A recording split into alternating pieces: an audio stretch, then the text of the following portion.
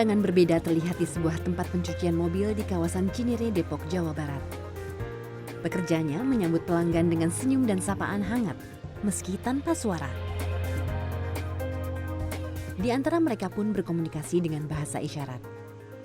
Ya, pekerja di Fingertalk Cafe dan Car Wash ini adalah orang-orang istimewa.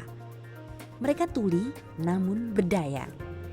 Faktanya, sekitar 1 miliar penduduk dunia adalah penyandang disabilitas. Mereka adalah kelompok minoritas terbesar di dunia. Menurut data World Health Organization, diperkirakan 10% dari penduduk Indonesia atau sekitar 24 juta jiwa adalah penyandang disabilitas. 2,5 juta di antaranya penyandang disabilitas pendengaran atau tuli. Penyandang disabilitas yang tinggal di negara berkembang kerap kali menghadapi keterbatasan akses atas kesehatan, pendidikan, pelatihan, dan pekerjaan yang layak. Berkat kegigihan seorang perempuan muda bernama Disa Syakina Ahdanisa, sebuah kafe, workshop, dan car wash yang khusus mempekerjakan karyawan tuli ini berhasil dibangun. Jadi Fingertalk ini dibuka Mei 2015. Itu kita waktu itu membuka di Pamulang Timur, dan kita punya kafe juga dengan workshop. Nah, workshop ini adalah tempat untuk pelatihan menjahit, menyulam, yang barang-barangnya dijual on the spot di workshop atau di kafe. Nah, kafe sendiri itu dibuka dengan 4 pegawai. Waktu itu semua pegawainya tuli tunarungu. Kita training 2 minggu sebelum kafe itu dibuka, dan akhirnya ketika kafe dibuka pun kita masih on the job training, Mbak, karena teman-teman ini ada beberapa yang belum pernah punya pekerjaan sebelumnya gitu. Di sini kan saya lihat semuanya pekerjanya tuli tunarungu. Iya. Kenapa, apa latar belakang Mbak Disa ingin memberdayakan kawan-kawan yang tuli tunarungu ini? Jadi sebenarnya saya itu dulu ketika kecil memang suka bahasa isyarat, suka bahasa, Mbak. Dan saya bertemu dengan seorang kakek ketika saya umur 10 tahun. Untuk pertama kalinya saya ketemu dengan seorang tuli. Dan di situ saya lihat bahasa isyarat itu bisa ngebantu saya untuk berkomunikasi dengan beliau gitu. Namun seiring berjalannya waktu ternyata sulit untuk mencari tempat belajar bahasa isyarat di Indonesia waktu itu, dan nggak banyak juga yang mau mengajarkan kan. Saya nggak punya teman-teman tuli, jadi saya lihat oke, mungkin someday lah ketika saya punya teman-teman saya akan belajar. Nah, suatu ketika saya volunteer ke Latin Amerika di Nicaragua. Walaupun saya ke sana volunteer itu untuk mengajarkan anak-anak kurang mampu, anak-anak yatim duafa itu untuk belajar bahasa Inggris waktu itu di sana. Ketika saya lagi volunteer, saya berjalan-jalan menyusuri kota, itu ada sebuah kafe namanya Cafe de las Sonrisas, Cafe of Smiles, yang semua pegawainya, pramusajinya, kokinya itu semuanya tunarungu, tuli tunarungu. Nah, itu kafe pertama di Latin Amerika yang menggunakan konsep seperti itu. Dan saya langsung flashback, ingat ketika saya bertemu dengan si kakek ketika saya umur 10 tahun, langsung ternyata ada cara untuk kita belajar bahasa isyarat sekaligus membantu teman-teman tuli tunarungu, sekaligus membuat suatu wadah di mana orang-orang dengar, orang-orang hearing itu bisa ketemu dengan orang-orang tuli gitu. Jadi di situ saya lihat, wah, ini ide kafe ini bagus banget, bisa saya bawa ke Indonesia dan bisa dibikin sesuai dengan budaya orang Indonesia. Workshopnya pun ketika di Nicaragua, mereka buat hasil Nicaragua, saya bisa bawa dengan konsep Indonesia. Jadi akhirnya karena ide itu 2013 di Nicaragua, 2 tahun kemudian akhirnya saya membuka Fingertalk di Pamulang. Sulitnya mendapat pekerjaan bagi penyandang tuli di Indonesia turut diamini oleh Aprizar Zakaria, mantan Ketua Gerakan Kaum Tuli Indonesia, Gerkatin. Saat ini, ia juga bertanggung jawab sebagai pengawas di Fingertalk Cafe dan Car Wash di Cinere. Saya dulu, saya belum saya cocok jadi anak cocok. Lebih baik tol aja. Ada normal, lebih aja gaji uang, diem. Anak cocok, ada nanti SMA, ada bisa cocok, uang kembali bisa. Harus masuk toh, dia pakai ATM.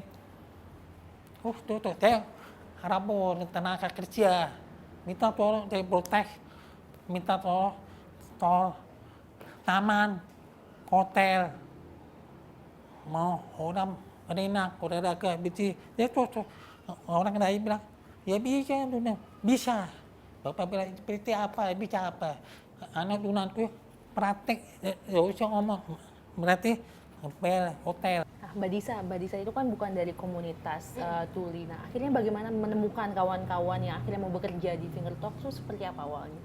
Saya kebetulan ketika awal membuka Fingertalk itu bertemu dengan mantan ketua Gerkatin, Gerakan Kesejahteraan Tunarungu, yang beliau memberikan tempatnya untuk Fingertalk mulai waktu itu, Mbak. Cafe Fingertalk di Pamulang itu tempatnya kita mendapatkan tempat dari beliau.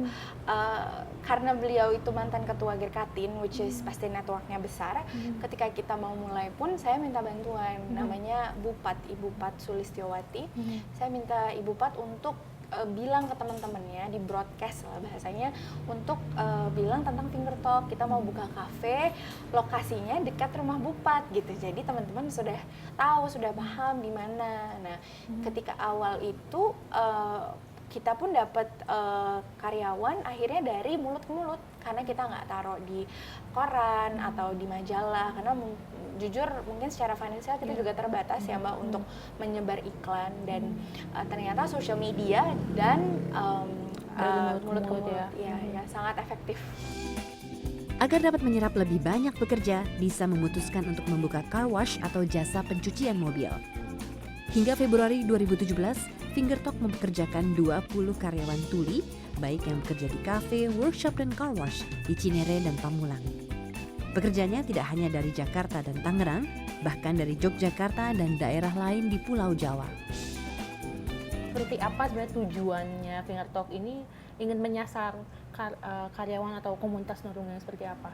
Jadi kami pun melihat bahwa nggak banyak dari teman-teman tuli yang punya kesempatan untuk bekerja, untuk mendapatkan akses ke kemandirian secara finansial juga gitu loh. Kalaupun mereka bekerja, setelah sekian bulan mereka selesai bekerjanya, kontraknya habis, harus menganggur gitu. Jadi Fingertalk pun kami melihat sebenarnya nggak ada ininya Mbak, nggak ada kita bilang kamu harus punya pengalaman di seperti ini, enggak. Selama kamu mau bekerja, selama kamu punya motivasi yang tinggi untuk maju, Fingertalk mau nerima, Fingertalk mau mengajarkan teman-teman, dan Fingertalk mau memfasilitasi karir growth teman-teman juga gitu. Disa menyadari bahwa apa yang ia perjuangkan di Fingertalk merupakan bagian dari usahanya mengedukasi masyarakat. Karena dengan datang ke Fingertalk, pelanggan dapat sekaligus belajar berkomunikasi dengan orang-orang tuli. Meski kesalahpahaman mungkin terjadi antara pekerjanya dengan pelanggan. Kalau konsumen kita macam-macam, dan kita semua sangat bersyukur dari mungkin 100 konsumen, mungkin hanya 2-3 lah yang pedas gitu ya Mbak. Yang lainnya memberikan positive feedback, yang kita sangat bersyukur untuk kafe pemula, car wash pemula, ini sangat-sangat memotivasi mereka. Kalau yang pedas itu ya mungkin para customer ini mereka tidak tahu dev itu apa sih gitu. Ngapain sih kita pakai mempekerjakan teman-teman tuli tunarungu. Dan di customer kita pernah ada juga yang datang dan bilang, ngapain sih kamu susah-susah pakai karyawan yang begini gitu. Jadi mereka nggak menyebut begini itu apa gitu. Jadi di situ pun kita kalau mau marah sih marah ya Mbak gitu, tapi nggak mungkin karena customer ini kita juga bagian dari edukasi pasar. Kita harus kasih tahu kalau teman-teman tuli itu bisa, dan itu beberapa kali terjadi customer yang mungkin nggak ngerti bagaimana berkomunikasi. Jadi itu PR kita juga, gimana caranya mengangkat teman-teman tuli tapi juga mengedukasi pasar kalau mereka bisa gitu bekerja, walaupun ya pakai dimarah-marahin. Jadi Bu Rina ini dia deaf dan blind. Beliau kehilangan penglihatan beliau umur 40 tahun dari yang kita dengar ceritanya. Dan beliau ini kehilangan penglihatan, tapi karena beliau sudah belajar merajut, sekarang beliau ingat kalau merajut itu dihitung.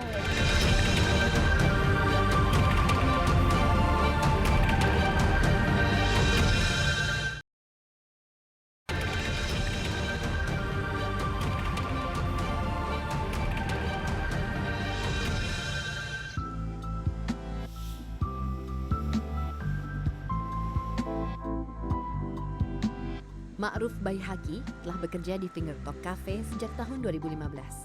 Pemuda asal Ciamis ini awalnya bertugas sebagai tukang bersih-bersih di Fingertalk Cafe Pamulang. Dengan keuletannya, ia mampu menunjukkan diri bahwa ia juga mampu melakukan pekerjaan lain di kafe, seperti memasak dan juga mencuci di car wash. Menurutku semua karyawan di sini mereka punya story-nya masing-masing. Mereka sudah stood up against bullies gitu, discrimination. Udah panjang lah cerita mereka, tapi ada satu cerita yang aku suka banget karena personally aku involved di dalam growth-nya si karyawan kita ini. Dia namanya Aup, namanya Ma'ruf Baihaqi. Aup ini dari sebuah desa di Ciamis, masih muda dan dia sangat suka main futsal, sangat suka anak yang pintar kalau menurutku. Iya. Dan aku nggak tahu itu sampai ketika dia Facebook ke Fingertalk. Jadi suatu hari Fingertalk, ketika awal-awal Fingertalk buka, kita mendapatkan lamaran dari teman-teman via Facebook, via social media. Aku itu biasanya menyeleksi mana yang serius, mana yang enggak, itu dengan berapa banyak mereka nge-message kita balik kalau kita jawab gitu. Seberapa jauh mereka berkomunikasi, gitu ya, berusaha gitu. Akhirnya itu saya ingat banget ketika bulan puasa, saya bilang ke Aup, oke, kamu mau kirimkan data dan nomor telepon yang bisa dihubungi nanti ya, gitu akan kita hubungin. Itu seminggu berlalu, saya nggak ngubungin dia juga, Mbak, pengen lihat apakah mereka men-chase saya juga. Akhirnya Aup tuh, Mbak, udah belum gitu, saya kok belum dapat email, belum dapat SMS apa. Wah, ini saya pengen banget kerja. Saya itu, ini yang saya masih ingat sampai sekarang, saya itu atlet terbaik futsal di SLB saya. Saya lulusan terbaik. Saya bisa saya bisa rapi-rapi, saya bisa cuci, saya bisa masak gitu. Jadi message-nya tuh masih ada, Mbak, sampai detik ini. Dia berusaha untuk bilang ke saya, Mbak, saya tuh bisa loh, lihat saya mau kerja gitu. Dan saya ter-amaze gitu dengan sangat, wah, ini anak ini memang sungguh-sungguh. Akhirnya saya bilang, ya udah, kalau kamu memang pengen, habis lebaran kamu ke Fingertalk Pamulang ya, ini alamatnya gitu.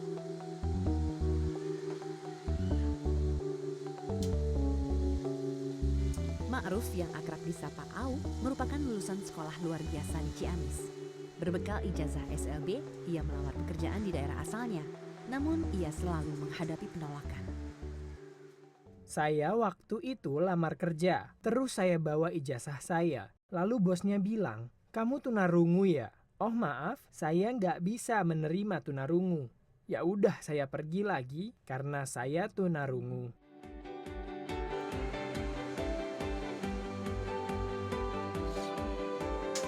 Selain tempat makan minum, Fingertalk Cafe juga sebagai workshop. Di sini ada 3 orang karyawan Fingertalk yang khusus membuat kerajinan tangan. Salah satu pekerja di workshop ini adalah Ibu Rina.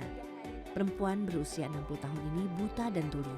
Sehari-hari ia tinggal di kamar yang disediakan di samping workshop tempatnya bekerja.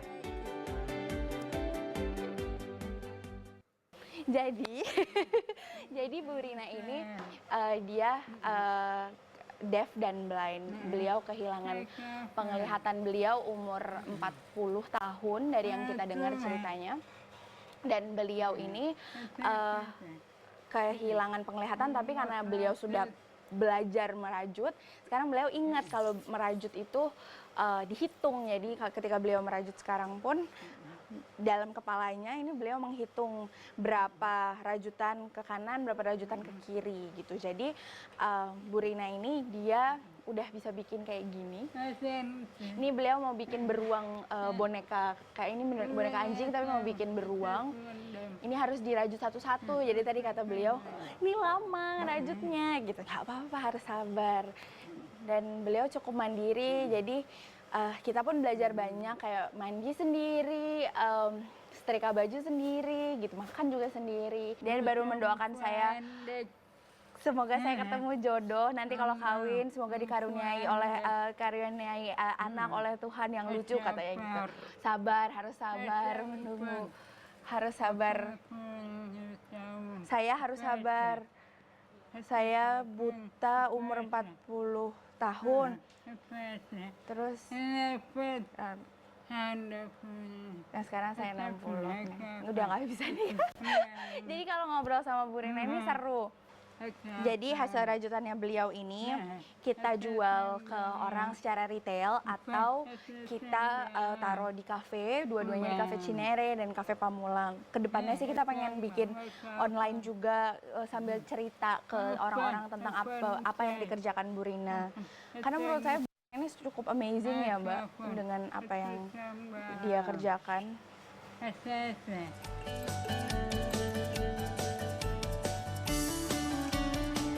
Fingertalk Cafe banyak mendapat perhatian dari berbagai komunitas tuli baik lokal maupun internasional.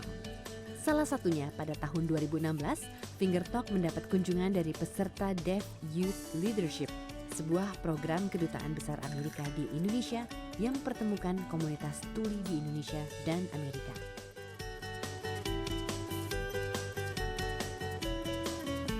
Kita kemarin alhamdulillah mendapatkan kesempatan untuk jadi tempat hosting sharing session delegasi Deaf Youth Leadership Program. Itu juga programnya Kementerian Luar Negeri Amerika Serikat. Ada 10 orang deaf dari Amerika. Mereka ini dokter, pengacara, termasuk resepsionisnya Presiden Obama, Lia, datang ke Indonesia selama 2 minggu, yang nanti orang Indonesianya akan ke Amerika selama 2 minggu. Salah satu peserta Deaf Youth Leadership, seorang pengacara tuli, Michael Stevenstein, tertarik untuk kembali ke Fingertalk. Selama 1 bulan di Indonesia, pria yang akrab disapa Mike ini mengadakan kelas bahasa Inggris khusus untuk penyandang tuli selama 1 minggu di Fingertalk.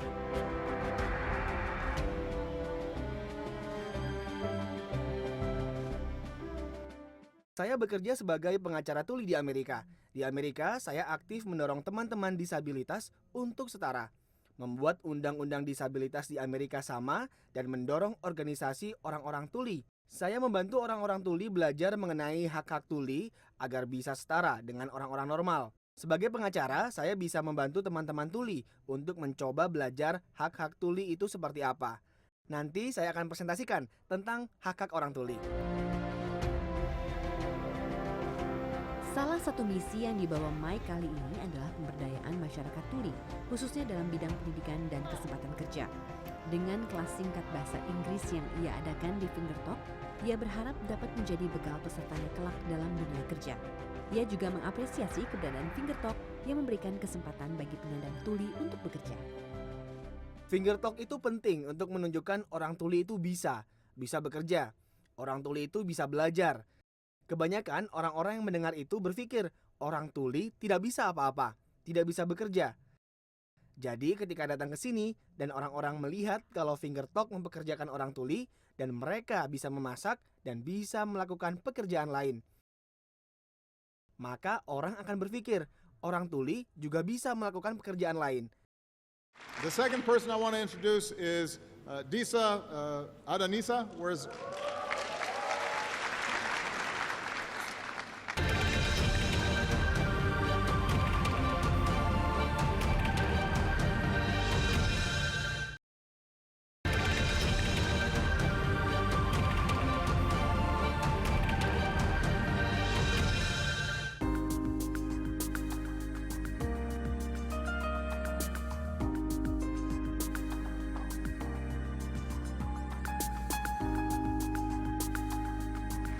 The second person I want to introduce is Disa Adanisa. Where's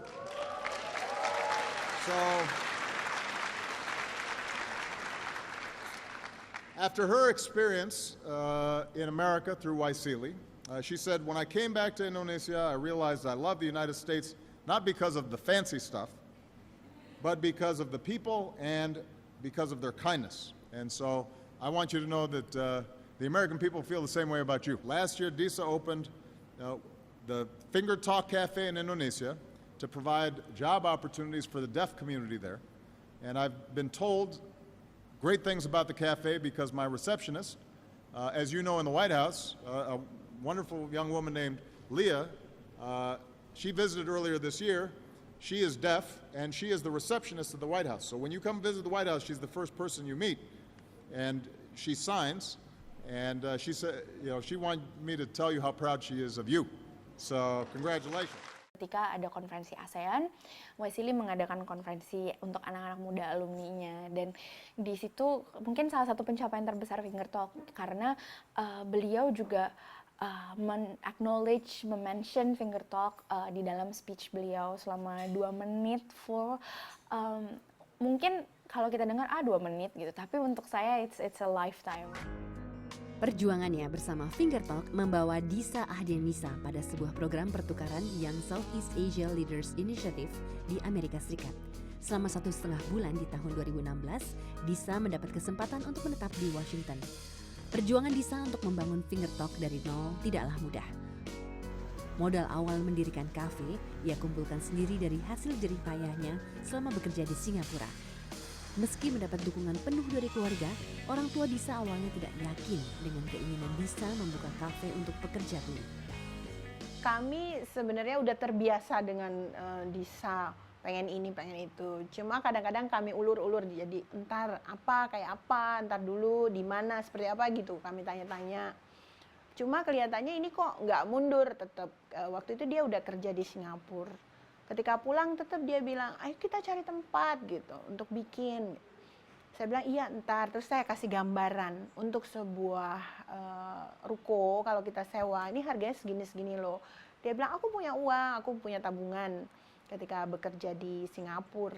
Sampai suatu hari dia bilang, aku nih mau ketemuan sama orang gitu, namanya Bu Santi. Oh, dikenalin sama temenku, gitulah ya. Memang Allah permudah ini jalannya. Sesudah berulang-ulang gitu, mau bikin. Ada ketemuan. Ternyata berikutnya ketemu dengan Bupat itu. Dan Bupat itu yang nawarin, kalau kamu mau bikin kafe, pakai itu tempat saya gitu. Saya punya tempat, tinggal kamu cat, kamu beresin. Nah, itulah Cafe Pinang itu akhirnya. Paling gampang kalau bikin suatu usaha gini kan mulai dari nol. Pasti banyak ketemu orang sana sini kan. Dia itu benar-benar ya berusaha sendiri untuk, dia nggak ada ngerepotin saya, dia nggak ada ngontak siapa-siapa di rumah gitu. Dia berusaha sendiri kan, dia apalagi dia perempuan kan, jadi memang perempuan yang tough sekali. Sejak kuliah di Ritsumeikan Asia Pacific University di Jepang, perempuan yang fasih berbicara 5 bahasa termasuk Jepang dan Spanyol ini aktif mengikuti kegiatan sosial, salah satunya menjadi relawan. Negara-negara seperti India dan Nicaragua ia kunjungi untuk menjadi relawan, mengajar bahasa Inggris untuk anak-anak yang kurang mampu. Ketika S2, saya ambil accounting di New South Wales, University of New South Wales, Australia, Sydney. Di situ kebetulan ada program untuk ke India, ngajar anak-anak bahasa Inggris. Jadi ajar anak-anak untouchables atau yang kastanya paling bawah, bahasa Inggris. Nah, di situ ingat pengalaman kemarin waktu di Jepang membantu anak-anak kurang mampu.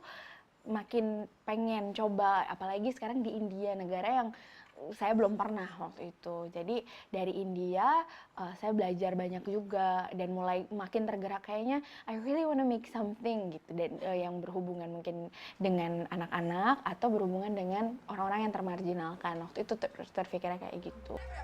Sang ibu menjadi teladan Disa dalam melakukan kegiatan sosial. Sulung dari 4 bersaudara ini terinspirasi dari ibunya yang memiliki yayasan tahfiz Quran untuk anak-anak kurang mampu. Untuk inspirasi mengerjakan kegiatan sosial ini, saya memang dari kecil alhamdulillah punya orang tua yang mereka selalu menanamkan, oke, kita untuk kecukupan yang kita punya gitu, apa yang nikmat yang kita dapat, kita harus berbagi, karena kita nggak mungkin ini nikmatin ini sendirian, dan helping others always a good thing. Jadi ayah ibu saya sudah menanamkan itu sama kami, saya dan adik-adik dari kecil. Ibu juga kebetulan sejak tahun 2005 itu punya yayasan membantu anak-anak yatim duafa. Jadi di situ saya lihat, wah memang if I really want to make something, I have to be able to help others. Sejak September 2016, Disa memutuskan untuk fokus pada Finger Talk dan meninggalkan pekerjaannya sebagai analis di bank swasta di Singapura. Sebuah keputusan besar dan berat yang harus dia tempuh, karena sebagian besar modal awal untuk membangun Finger Talk ia dapat dari tabungannya selama bekerja.